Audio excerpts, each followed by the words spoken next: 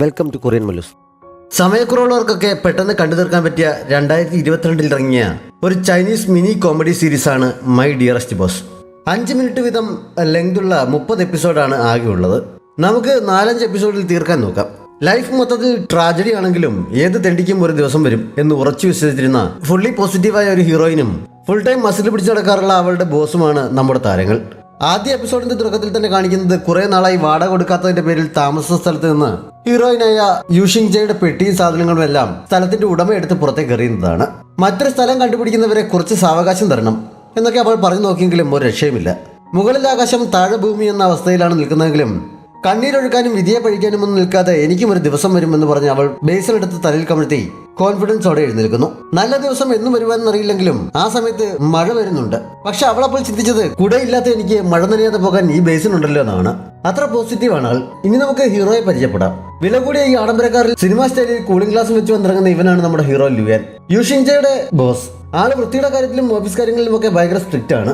യൂഷിങ്ജ ഉൾപ്പെടെ കമ്പനിയിലെ മുഴുവൻ സ്റ്റാഫും ഫുള്ളി അലേർട്ടായി മാത്രമേ ബോസിന് മുന്നിൽ നിൽക്കാറുള്ളൂ. അത്ര സ്ട്രിക്റ്റ് ആണ് അവൻ. ഓഫീസിലേക്ക് കയറി വന്ന വഴി ലുയാൻ യൂഷിങ്ജയോട് റൂഫ് ടോപ്പിലേക്ക് 2 കോഫി കൊണ്ടുവരാനും പറഞ്ഞിട്ടാണ് പോയത്. റൂഫ് ടോപ്പിൽ അവന്റെ ഫ്രണ്ട് ഹെങ്ഡാൻ അവനെ വെയിറ്റ് ചെയ്തിരിക്കുന്നുണ്ടായിരുന്നു. അവർക്ക് 2 പേർക്കും ഷെയറുള്ള ലുയാന്റെ ഫാമിലി ബിസിനസ് ഗ്രൂപ്പായ അൻചാനിലേക്ക് അവൻ തിരികെ വരണമെന്ന് റിക്വസ്റ്റ് ചെയ്തുകൊണ്ടാണ് അവന്റെ വരവ്.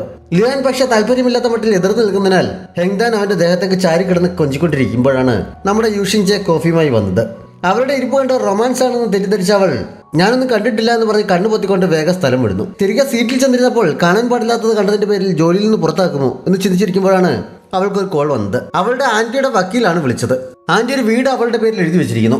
പേപ്പർ വർക്കെല്ലാം കഴിഞ്ഞതാണ്. ഇന്ന് തന്നെ അങ്ങോട്ടേക്ക് താമസം മാറാം എന്നാണ് അയാൾ പറഞ്ഞത്. ഒരു നാരങ്ങ മിഠായി പോലും വാങ്ങി തന്നിട്ടില്ലാത്ത ആന്റി പെട്ടെന്നൊരു സുപ്രഭാതത്തിൽ തന്റെ പേർക്ക് വീട് എഴുതി വെച്ചത് എന്തിനാണ് എന്നൊരു പിടിയും കിട്ടിയില്ലെങ്കിലും ഓഫീസ് കഴിഞ്ഞ് എങ്ങോട്ട് പോകണമെന്നറിയാൻ നിന്നിരുന്നാൽ യൂഷിങ്ജെ കൂടുതൽ ആലോചിച്ച് തലപുകയ്ക്കാൻ നിൽക്കാതെ അന്ന് വൈകിട്ട് തന്നെ പറഞ്ഞ സ്ഥലത്തെത്തുന്നു. അവളുടെ ബർത്ത്ഡേ ആണ് ആന്റി വീടിന്റെ പാസ്വേഡായി സെറ്റ് ചെയ്തിരിക്കുന്നത്. ആന്റി എന്നെ ഇത്രയ്ക്ക് സ്നേഹിച്ചിരുന്നത് ഞാൻ അറിഞ്ഞതേയില്ല എന്നൊക്കെ പറഞ്ഞ് അവൾ ലോക്ക് തുറന്ന് വീടിനുള്ളിലേക്ക് കയറുന്നു. വീടിനകത്ത് സൗകര്യങ്ങൾ കണ്ട് ശരിക്കും അവളുടെ കണ്ണു തള്ളുന്നു. 1 കോടിയുടെ ലോട്ടറി അടിച്ച സന്തോഷത്തോടെ ഓടി നിർന്നവൾ അതെല്ലാം നോക്കുന്നുണ്ട്. സന്തോഷം അടക്കാനാവാതെ സോഫയുടെ മുകളിൽ കയറി തുള്ളിച്ചാടി വട്ടം ചുറ്റുന്നതിനിടയിലാണ് പരിചയമുള്ള ഒരു ഫിഗർ അവിടെ നിൽക്കുന്ന പോലെ അവൾക്ക് തോന്നിയത്. തോന്നലായിരിക്കും എന്നാണ് ആദ്യം കരുതിയതെങ്കിലും അല്ലെന്ന് പെട്ടെന്ന് തന്നെ അവൾക്ക് മനസ്സിലാക്കുന്നു. കുളി കഴിഞ്ഞിറങ്ങി നിൽക്കുന്ന ബോസിനെ കണ്ട് അവൾ ശരിക്കും ഞെട്ടുന്നു. പിന്നീട് സംസാരിച്ചപ്പോഴാണ് വീട് മാറിയതാണ്, അതിനോട് അടുത്തുള്ള വീടാണ് ആന്റിയുടേതെന്ന് അവൾ അറിഞ്ഞത്. സോറി പറഞ്ഞ് സാധനങ്ങൾ പെറുക്കിയെടുത്ത് അവൾ വേഗം സ്ഥലം വിടുന്നു. ആന്റിയുടെ വീട് അത്യാവശ്യം തരക്കേടില്ലായിരുന്നെങ്കിലും ബോസിന്റെ വീടുമായി കമ്പയർ ചെയ്യുമ്പോൾ തീരെ പോരാ. യൂഷിങ്ജയ്ക്ക് അതിന്റെ നിരാശയുണ്ട്. എന്നാലും സാരമില്ല, കിട്ടിയതിരിക്കട്ടെ എന്ന് വിചാരിച്ചിരിക്കുമ്പോഴാണ് അവിടെ കറണ്ട് പോയത്.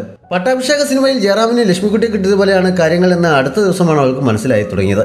നല്ലൊരു എമൗണ്ട് ഉണ്ടായിരുന്ന കറണ്ട് ബില്ല് പേ ചെയ്ത് കഴിഞ്ഞപ്പോഴാണ് അവിടുത്തെ വീടുകളുടെ പ്രോപ്പർട്ടി മാനേജർ അവിടെ എത്തി പ്രോപ്പർട്ടി വിസിനത്തിൽ ആന്റി കുറച്ച് കാശ് തരാനുണ്ടായിരുന്നെന്നും വീടിന്റെ ഉടമ അവളായ സ്ഥിതിക്ക് ഇനി അവൾ തന്നെ തരണമെന്നും പറഞ്ഞത്. ബില്ലിന്റെ നീളം കണ്ട് അവളുടെ കണ്ണ് തള്ളുന്നുണ്ട്.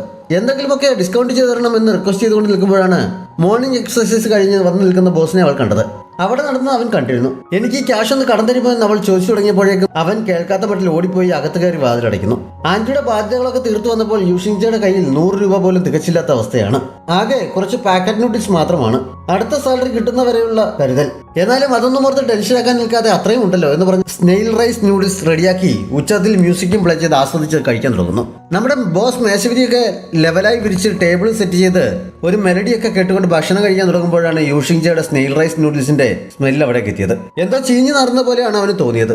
നാറ്റത്തിന്റെ ഉറവിടം അന്വേഷിച്ച് അവൻ അവളുടെ വീട്ടിലെത്തുന്നു. ഓഫീസിലെ പോലെ ബോസായി നിന്റെ വീട്ടിലെന്തോ ചീഞ്ഞു നാറുന്നുണ്ട്, അത് വേഗം കളയാൻ നോക്കാൻ അവൻ പറയുന്നു. സ്നെയിൽ റൈസ് നൂഡിൽസ് ആണ് എന്നറിഞ്ഞപ്പോൾ മ്യൂസിക് ഭയങ്കര ഉച്ചത്തിലാണ്. അത് ഓഫാക്കാൻ പറഞ്ഞിട്ട് അവൻ അവിടെ നിന്ന് പോകുന്നു. യൂഷിങ്ജ അന്തം വിട്ട് നിൽക്കുകയാണ്. ലുയാൻ തിരികെ വീട്ടിൽ വന്ന് സോഫയിൽ ഇരുന്നപ്പോൾ അവൾ തലേന്ന് അവിടെ ചെന്നപ്പോൾ അവിടെ വീണുപോയ ഒരു ബാൻഡ് കിട്ടുന്നു. അത് തിരികെ കൊടുക്കാൻ അവൻ ചെല്ലുമ്പോൾ യൂഷിങ്ജെ ഫോണിൽ ആരോടോ അവന്റെ കുറ്റം പറഞ്ഞുകൊണ്ടിരിക്കുകയാണ്. വാതിൽ തുറന്നെടുക്കുകയായിരുന്നതിനാൽ അവൻ അതെല്ലാം കേൾക്കുന്നു. അന്ന് തന്നെ അടുത്തുള്ള ഷോപ്പിൽ വെച്ച് അവർ തമ്മിൽ വീണ്ടും കാണുന്നു. അവൻ വേണ്ടെന്ന് പറഞ്ഞിട്ട് യൂഷിങ്ജെ അവനെടുത്ത ഡ്രിങ്ക്സിന്റെ ബില്ല് കൂടി പേ ചെയ്യാൻ തയ്യാറാകുന്നു. ബിൽ പേ ചെയ്യാൻ ഫോൺ നീട്ടിയപ്പോഴാണ് ആവശ്യത്തിന് ബാലൻസ് ഇല്ല എന്നറിഞ്ഞത്. ലിയാൻ അത് കേട്ടപ്പോൾ സന്തോഷമാകുന്നുണ്ട്. അവൻ അവളുടെ ബില്ല് കൂടി പേ ചെയ്യാനെന്ന മട്ടിൽ ഫോൺ എടുത്തിട്ട് സ്വന്തം ബിൽ മാത്രം പേ ചെയ്തിട്ട് അവിടെ നിന്ന് പോകുന്നു. ഓഫീസിലെത്തി ലിഫ്റ്റിൽ കയറാൻ തുടങ്ങിയപ്പോഴും അവൻ അവളെ കൂടെ കയറാൻ സമ്മതിക്കുന്നില്ല. ഞാൻ നൂഡിൽസ് കഴിച്ചതല്ലേ ഉള്ളൂ, കുറച്ച് എക്സർസൈസ് ചെയ്യുന്നത് നല്ലതാണ് എന്ന് പറഞ്ഞ് അവൾ സ്റ്റെയറിനടുത്തേക്ക് ഓടുന്നു. ബോസിന്റെ ഹിറ്റ് ലിസ്റ്റിൽ പെട്ടു. ഇനി ഇങ്ങനെ അടിക്കടി പ്രശ്നങ്ങൾ ഫേസ് ചെയ്യേണ്ടി വരുമെന്ന് മനസ്സിലായപ്പോൾ എപ്പോഴും പോസിറ്റീവ് ആയിരിക്കാനുള്ള യൂഷിങ്ജെ കുറച്ച് മൂഡ് ഓഫ് ആകുന്നുണ്ട്. അപ്പോഴാണ് കുനിൽമേൽ ഗുരു എന്ന് പറയും പോലെ അവളുടെ ഡിപ്പാർട്ട്മെന്റിൽ നിന്നും മാർക്കറ്റിംഗ് ഡിപ്പാർട്ട്മെന്റിൽ നിന്നും ഓരോ സ്റ്റാഫിനെ പിരിച്ചുവിടാൻ പോവുകയാണെന്ന് ഫ്രണ്ട് അവളോട് പറഞ്ഞത്. തന്റെ ഡിപ്പാർട്ട്മെന്റിൽ ആ ഒരാൾ താൻ തന്നെ ആയിരിക്കുമെന്ന് അവൾക്ക് ഏകദേശം ഉറപ്പായിരുന്നു. കൂട്ടുകാരുടെ കണ്ണു കൊത്തി പിടിച്ചിട്ട് ഇപ്പോൾ നിന്റെ മുമ്പിലുള്ള ഇരുട്ട് പോലെയാണ് നമ്മുടെ ജീവിതം, നമുക്ക് ശരിക്കും ഹാർഡ് വർക്ക് ചെയ്യണം, ജോലി പോകാൻ ഇടയാകരുത് എന്ന് അവൾ പറയുന്നു. അന്ന് രാത്രി ബോസിനെ ഇൻസൾട്ട് ചെയ്യുന്ന രീതിയിൽ സംസാരിച്ചതിന് ഒരു ക്ഷമാപണമൊക്കെ എഴുതി അതുമായി അവൾ അവന്റെ വീട്ടിലേക്ക് ചെല്ലുന്നു. വാതിൽ തുറന്നു കിടക്കുന്നതിനാൽ ബോസിനെ എന്ന് വിളിച്ചുകൊണ്ട് അകത്ത് കയറി അവൾ കണ്ടത് കാർട്ടൂൺ ക്യാരക്ടേഴ്സിന്റെ പ്രിന്റുള്ള ഒരു നൈറ്റ് ഡ്രസ്സും ഇട്ട് നിൽക്കുന്ന ബോസിനെയാണ്. യൂഷിങ് ചെ പിന്നെ ഒട്ടും മടിച്ചില്ല. അപ്പോൾ തന്നെ ബോസിന്റെ ഫോട്ടോ പടപെടാൻ എടുത്തിട്ട് അവൾ അവിടെ നിന്ന് ഓടുന്നു. അടുത്ത ദിവസം കമ്പനിയിൽ വെച്ച് ബോസ് അവളെ റൂഫ് ടോപ്പിലേക്ക് വിളിപ്പിക്കുന്നു.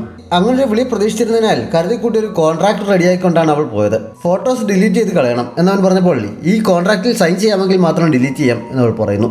രണ്ടുപേരും നല്ല അയൽക്കാരായി സമാധാനപരമായി ജീവിക്കാനുള്ള നെയ്ബേഴ്സ് കോൺട്രാക്ട് ആണത്. അയൽക്കാരനെന്ന നിലയിൽ തമ്മിൽ കാണുമ്പോൾ സൗഹൃദത്തോടെ മിണ്ടണം. ആഴ്ചയിൽ 3 ദിവസം സ്നെയിൽ റൈസ് നൂഡിൽസ് കഴിക്കാൻ അനുവദിക്കണം. ഇതൊക്കെയായിരുന്നു യൂഷിങ് ചെയുടെ ഡിമാൻഡ്. സ്നെയിൽ റൈസ് നൂഡിൽസ് അംഗീകരിക്കാൻ ബോസ് തയ്യാറില്ലായിരുന്നു. എങ്കിൽ എനിക്കൊന്നും സംസാരിക്കാനില്ല, എന്തായാലും എന്റെ ജോലി പോകും, അതിനു മുമ്പ് ഞാൻ എന്നെ കൊണ്ട് പറ്റാവുന്നത് ചെയ്യും എന്ന് പറഞ്ഞിട്ട് അവൾ അവിടെ നിന്ന് പോകുന്നു. പിന്നീട് അങ്ങോട്ട് പറ്റാവുമ്പോൾ ഫോട്ടോയുടെ കാര്യം പറഞ്ഞ് അവൾ അവനെ ബ്ലാക്ക്മെയിൽ ചെയ്യാൻ തുടങ്ങുന്നു. മീറ്റിംഗിനിടയിൽ ഫയലിൽ ഫോട്ടോയുടെ പ്രിന്റ് അടിച്ചുകൊണ്ട് വയ്ക്കുകയും ലിഫ്റ്റിൽ നിന്ന് ഇറങ്ങാൻ പറഞ്ഞപ്പോൾ കാർട്ടൂൺ പൈജാമയെ കുറിച്ച് കൂട്ടുകാരോട് പറയുമെന്നൊക്കെ പറഞ്ഞ് അവൾ അവനെ വട്ടം ചുറ്റിക്കുന്നു. അവസാനം തോൽവി സംബന്ധിച്ച് സൈൻ ചെയ്ത കോൺട്രാക്റ്റുമായി അവൻ അവളുടെ വീട്ടിലെത്തുന്നു. സൈൻ ചെയ്തിരിക്കുന്ന കണ്ടപ്പോൾ വാതിൽക്കൽ നിന്നുകൊണ്ട് തന്നെ അവൾ ഫോട്ടോ ഡിലീറ്റ് ചെയ്ത് കളഞ്ഞിട്ട് അകത്തേക്ക് പോകാൻ തുടങ്ങുന്നു. പക്ഷെ ഇത്ര പെട്ടെന്ന് ഡിലീറ്റ് ആക്കിയോ, എനിക്ക് വിശ്വാസമില്ല, ഫോണെന്ന് കാണിച്ചെന്ന് പറഞ്ഞ് ലിയാൻ പുറകെ ചെല്ലുന്നു. ആ സമയത്ത് യൂഷിങ് ചെ കാല് തട്ടി താഴേക്ക് വീഴാൻ തുടങ്ങുന്നത് കണ്ട് അവൻ അവളെ കയറി പിടിക്കുന്നുണ്ട്. അടുത്ത തന്നെ ഒരു ദിവസം ലിയാന്റെ ഫ്രണ്ട് ഹെങ്ദാങ് അവന്റെ വീടിന് മുന്നിൽ വന്ന് വാതിൽ തുറക്കാൻ പറഞ്ഞ് അവനെ ഫോൺ ചെയ്തുകൊണ്ട് നിൽക്കുമ്പോൾ നമ്മുടെ യൂഷിങ് ചെയുടെ ബെസ്റ്റ് ഫ്രണ്ട് ഷിയാഷിയോ അവളെ കാണാൻ അവിടെ എത്തുന്നു. ബൈക്കിൽ കിഡ് സ്റ്റൈലിലെത്തിയ സുന്ദരിയെ കണ്ടപ്പോഴേ ഹൈദങ് ഫ്ലാറ്റ് ആകുന്നുണ്ട്. അവൾ യൂഷിങ് ചെയുടെ വീടിന്റെ ലോക്ക് തനിയെ പാസ്വേഡ് അടിച്ച് തുറക്കുന്നത് കണ്ടപ്പോൾ അവളാണ് അവിടെ താമസിക്കുന്നത് കരുതി ഹൈദൻ ഓടിച്ചെന്ന് ഞാൻ നിന്റെ അയൽക്കാരന്റെ ഫ്രണ്ടാണ്, എന്തെങ്കിലും അത്യാവശ്യങ്ങൾക്ക് വിളിക്കേണ്ടി വന്നാലോ നമ്പറും തരുമോ എന്ന് ചോദിക്കുന്നു. പക്ഷെ അവൾ കേൾക്കാത്ത മട്ടിൽ അകത്തേക്ക് കയറി പോകുന്നു. ചമ്മൽ പുറത്ത് കാണിക്കാതെ ഇങ്ങനെ പേഴ്സണാലിറ്റി ഉള്ളവരെ എനിക്ക് ഇഷ്ടമാണെന്ന് പറഞ്ഞ് ഹൈദങ് തിരിഞ്ഞു നടക്കുന്നുണ്ട്. യൂഷിങ് ചെയുടെ വീട് കണ്ടപ്പോൾ ഈ വീട് ഒത്തിരി വലുതാണല്ലോ, നിനക്കതിന്റെ ഒരു ഭാഗം ആർക്കെങ്കിലും റെന്റിന് കൊടുത്തുകൂടെ, കുറച്ച് സാമ്പത്തിക പ്രശ്നം തീരുമല്ലോ എന്ന് ഷിയാഷിയ അവളോട് പറയുന്നു. യൂഷിങ് ചെക്ക് അങ്ങനെ ഒരു ബുദ്ധി അതുവരെ തോന്നിയിരുന്നില്ല. ഉടൻ തന്നെ അവൾ വാടകക്കാരെ അന്വേഷിച്ചു തുടങ്ങുന്നു. പക്ഷെ 3 ദിവസം കഴിഞ്ഞിട്ട് ഒന്നും ശരിയായിട്ടില്ല. അതോർത്ത് വിഷമിച്ച് അടുത്തുള്ള ഷോപ്പിൽ നിന്നപ്പോഴാണ് ഫ്രണ്ട് വിളിച്ചിട്ട് ഈ മാസം നമ്മളെ ആരെയും ജോലിയിൽ നിന്ന് പറഞ്ഞു വിടില്ല, മാത്രമല്ല നിന്റെ ഡിപ്പാർട്ട്മെന്റിൽ നീയാണ് ഇത്തവണ ഏറ്റവും മികച്ച പെർഫോമർ, നിന്റെ സാലറിയും ഇൻക്രീസ് ചെയ്തിട്ടുണ്ടെന്ന് അറിയിക്കുന്നത്. പ്രതീക്ഷിക്കാതെ മനസ്സിൽ ലഡുപൊട്ടിയ സന്തോഷത്തോടെ നിൽക്കുമ്പോഴാണ് ബോസ് എന്തോ വാങ്ങാനായി അവിടെ എത്തിയത്. ജോലിയിൽ നിന്ന് പിരിച്ചുവിടാത്തതിനും സാലറി കൂട്ടിയതിനുമൊക്കെ അവൾ സന്തോഷത്തോടെ നന്ദി അറിയിക്കുന്നു. നന്ദി സൂചകമായി സാറിന്റെ ബില്ല് കൂടി ഞാൻ പേ ചെയ്തോളാം, ഇത്തവണത്തേക്ക് അതിന് സമ്മതിക്കണം എന്നും അവൾ റിക്വസ്റ്റ് ചെയ്യുന്നു. ലുയാൻ ഉണ്ട് വിടുന്നു. എങ്കിൽ ഒരു 50 ബോട്ടിൽ ജ്യൂസ് വീട്ടിലേക്ക് എത്തിച്ചേക്കാൻ അവൻ കൗണ്ടറിൽ നിൽക്കുന്ന ലേഡിയോട് പറയുന്നു. അത് കേട്ടതും ഞാൻ മറ്റൊരവസരത്തിൽ നന്ദി അറിയിച്ചോളാം, എനിക്കിപ്പോൾ കുറച്ച് തിരക്കുണ്ട് എന്ന് പറഞ്ഞ് യൂഷിങ് ചെ ഓടി രക്ഷപ്പെടുന്നുണ്ട്. അവരറിയാത്ത ഷോപ്പിനുള്ളിൽ നിന്ന് ഒരു ലേഡി അവരെ വാച്ച് ചെയ്യുന്നുണ്ടായിരുന്നു. അവർ പിന്നീട് ഫോണിൽ ആരോട് സംസാരിക്കുന്നതും യൂഷിങ് ചെ എതിർപ്പൊന്നുമില്ലാതെ വീട് അക്സെപ്റ്റ് ചെയ്തെന്ന് മറ്റേയാൾ അവരോട് പറയുന്നതും കേൾക്കാം. അന്ന് യൂഷിങ് ചെ ഇരുന്ന് ഓവർ ടൈം വർക്ക് ചെയ്യുന്നുണ്ട്. ലുയാൻ പോകാൻ ഇറങ്ങിയപ്പോഴേക്കും അവൾ വർക്ക് ചെയ്തുകൊണ്ടിരിക്കുന്നത് കണ്ട് അവൻ അടുത്തേന്ന് സംസാരിക്കുന്നു. മന്ദന്റെ ആയതുകൊണ്ട് കുറച്ച് വർക്ക് കൂടി തീരാനുണ്ട് എന്നവൾ അറിയിക്കുന്നു. അവന്റെ സംസാരത്തിൽ നിന്ന് അവന് കോൾഡ് ഉണ്ടെന്ന് മനസ്സിലാകുന്നതിനാൽ എൻ്റെ കയ്യിൽ മരുന്നുണ്ട് എന്നവൾ പറഞ്ഞെങ്കിലും അത് വാങ്ങാൻ നിൽക്കാതെ അവൻ പോകുന്നു. പക്ഷേ യൂഷിങ് ചെ അന്ന് വീട്ടിലെത്തിയ ശേഷം ഒരു പാത്രം ജിഞ്ചർ ടീയും ആ മരുന്നുമായി ബോസിനെ കാണാൻ ചെല്ലുന്നു. ജിഞ്ചർ ടീ 2 ദിവസത്തേക്കുള്ളത് ഉണ്ട്, കുടിക്കുന്നതിന് മുമ്പ് ഒന്ന് ചൂടാക്കിയാൽ മതി, ഇപ്പോൾ ഞാൻ ചൂടാക്കാൻ വെച്ചേക്കാം, 3 മിനിറ്റ് കഴിയുമ്പോൾ ഓഫാക്കിയേക്കണം എന്നൊക്കെ പറഞ്ഞേൽപ്പിച്ച് മരുന്ന് നൽകിയിട്ട് അവൾ പോകുന്നു. തിരിച്ച് വീട്ടിലെത്തി കുറെ കഴിഞ്ഞപ്പോൾ അവൾക്കും പനിയുടെ ചെറിയ ലക്ഷണം തോന്നിനാൽ മരുന്ന് കഴിച്ചേക്കാമെന്ന് കരുതി അവൾ മരുന്നെടുക്കുന്നു. അപ്പോഴാണ് അതിന്റെ എക്സ്പയറി ഡേറ്റ് കഴിഞ്ഞിട്ട് 2 വർഷം കഴിഞ്ഞു എന്നവൾ കണ്ടത്. ലിയാൻ മരുന്ന് കഴിച്ചെങ്കിൽ എന്താ സ്ഥിതി എന്നോർത്ത് അവൾ വേഗം അങ്ങോട്ടേക്ക് കൊടുന്നു. പക്ഷെ വാതിൽക്കത്ത് വിളിച്ചിട്ട് ആരും വാതിൽ തുറക്കുന്നില്ല. അകത്തു നിന്നെന്തോ കരിഞ്ഞ മണം വരുന്നതിനാൽ അവൾ വാതിൽ തുറന്ന് നോക്കാൻ തീരുമാനിക്കുന്നു. പാസ്വേഡ് അറിയാമായിരുന്നത് കൊണ്ട് വാതിൽ തുറക്കാൻ ബുദ്ധിമുട്ടും ഉണ്ടായിരുന്നില്ല. പക്ഷേ ഡോർ തുറന്നപ്പോഴേക്കും ശക്തമായ പുക പുറത്തേക്ക് വരുന്ന കണ്ട് അവൾ ബോസിനെ വിളിച്ചുകൊണ്ട് അകത്തേക്ക് ഓടുന്നു. പിന്നീട് കാണിക്കുന്നത് ബോധമില്ലാതെ നിൽക്കുന്ന ബോസിന്റെ അരികിൽ ഇരുന്ന് ശുശ്രൂഷിക്കുന്ന യൂഷിങ് ചെയാണ്. അവർ അവളുടെ വീടിനകത്താണ്. എക്സ്പയറി ഡേറ്റ് കഴിഞ്ഞ മരുന്ന് കഴിച്ചാണ് അവന്റെ പ്രശ്നത്തിന് കാരണം. അവനെ ഉണർത്താൻ തലവഴിയെ വെള്ളം കോരി ഒഴിക്കാൻ അവൾ ഒരുങ്ങിയതാണെങ്കിലും ഒരു വിധത്തിലൊന്ന് കോംപ്രമൈസ് ആക്കിയതെല്ലാം വീണ്ടും കുളമാകുമല്ലോ എന്നോർത്തപ്പോൾ അവൾ അടങ്ങുന്നു. അപ്പോഴാണ് പ്രോപ്പർട്ടി മാനേജർ വന്ന് വീടിന് തീ പിടിപ്പിച്ചതിന് അവളെ കുറ്റപ്പെടുത്താൻ തുടങ്ങിയത്. ഇപ്പോഴത്തെ പിള്ളേർക്ക് ഒരു ശ്രദ്ധയുമില്ല, ഫയർ മാനേജ്മെന്റ് എങ്ങനെ ചെയ്യണമെന്ന് അറിയില്ല എന്നൊക്കെ പറഞ്ഞ് അവൾക്ക് ക്ലാസ് എടുക്കാൻ തുടങ്ങുന്നു. അവരുടെ ഒച്ചക്കെട്ട് സഹികെട്ട് ലുയാൻ എഴുന്നേറ്റ് വേച്ച് വെച്ച് അവിടേക്ക് ചെന്നിട്ട് എൻ്റെ അശ്രദ്ധ കാരണമാണ് തീപിടുത്തം ഉണ്ടായത് എന്ന് പറയുന്നു. നീ ഇവളുടെ ബോസ് അല്ലേ, നിങ്ങളെന്താ ഒരുമിച്ച് എന്ന് അവർ ചോദിച്ചപ്പോൾ ഞാൻ ബോസ് മാത്രമല്ല അവളുടെ ബോയ് ഫ്രണ്ട് കൂടിയാണ്, ഞങ്ങൾ ഒരുമിച്ച് ഫയർ മാനേജ്മെന്റ് ക്ലാസ് കേട്ടോളാം എന്നൊക്കെ പറഞ്ഞ് അവൻ അവരെ ഒഴിവാക്കി വിടുന്നു. അവർ പോയി കഴിഞ്ഞപ്പോൾ ബോസ് എന്തിനാണ് അങ്ങനെ പറഞ്ഞത്, ആന്റിമാരാണ് റൂമറുകൾ പെട്ടെന്ന് സ്പ്രെഡ് ചെയ്യിക്കാമെന്ന് അറിയില്ലേ എന്ന് യൂഷിങ് ചെ ചോദിക്കുന്നു. ഞാനിങ്ങനെ പറഞ്ഞില്ലായിരുന്നെങ്കിൽ ഇനി 1 മണിക്കൂർ കൂടി അവരിവിടെ നിന്ന് നിനക്ക് ക്ലാസ് എടുത്തേനെ, എനിക്ക് തീരെ സുഖമില്ല, വിശ്രമിക്കണം, നീ നിന്റെ വീട്ടിലേക്ക് പോയിക്കോളാൻ പറഞ്ഞ് അവൻ തിരിഞ്ഞകത്തേക്ക് നടക്കുന്നു. അപ്പോഴാണ് അവളുടെ വീടാണെന്ന് അവൻ ശ്രദ്ധിച്ചത്. യൂഷിങ് ചെ കൊണ്ട് സ്റ്റവിൽ വെച്ച ജിഞ്ചർ ടീ കാരണം അവന്റെ വീട്ടിൽ തീ പിടിച്ചു എന്ന് സത്യം പറഞ്ഞതും അവൻ വീട്ടിലേക്ക് ഓടുന്നു. താമസിക്കാൻ പറ്റാത്ത സിറ്റുവേഷൻ ആയതുകൊണ്ട് ഉടൻ തന്നെ തിരിച്ചു വരുന്നു. തൽക്കാലം അന്ന് രാത്രിയിൽ സോഫയിൽ കിടന്നുറങ്ങാൻ അവൾ അവനോട് പറയുന്നു. അടുത്ത ദിവസം രാവിലെ ബോസ് ഉണർന്നപ്പോഴേക്കും യൂഷിങ്ജെ ഗ്രാൻഡ് ആയിട്ടൊരു ബ്രേക്ക്ഫാസ്റ്റ് ഒക്കെ റെഡിയാക്കിയിരുന്നു. അവളുടെ ഒരാഴ്ചത്തെ ഫുഡിനുള്ള ക്യാഷ് ഒന്നിച്ചതിന് ചിലവാക്കേണ്ടി വന്നിട്ടുണ്ട്. അവൾ പതിവില്ലാത്ത കാര്യമായി ട്രീറ്റ് ചെയ്യുന്ന കണ്ടപ്പോഴേ ലിയാന് ഡൗട്ട് അടിക്കുന്നു. നിനക്കെന്തോ ദുരിതാശമുണ്ടല്ലോ, എന്താണെന്ന് തുറന്നു പറയാൻ അവൻ പറയുന്നു. അടുക്കള ശരിയാക്കുന്നവരെ അവന് അവന്റെ വീട്ടിൽ താമസിക്കാൻ പറ്റില്ലല്ലോ, അതുവരെ ഇവിടെ വാടകക്കാരനെ താമസിച്ചുകൂടെ എന്ന് അവൾ ചോദിക്കുന്നു. റോഡിൽ കിടന്നുറങ്ങേണ്ടി വന്നാലും നിന്റെ വീട്ടിൽ താമസിക്കില്ല എന്നാണ് അവൻ പറഞ്ഞത്. അതേസമയം ലിയാന്റെ വീട്ടിൽ തീപിടുത്തമുണ്ടായ വിവരവും നേരത്തെ കാണിച്ച മിസ്റ്റീരിയസ് ആന്റിയോട് ആരോ വിളിച്ചറിയിക്കുന്നുണ്ട്. അന്ന് രാത്രി ലിയാൻ ഓഫീസിൽ കിടന്നാണ് ഉറങ്ങിയത്.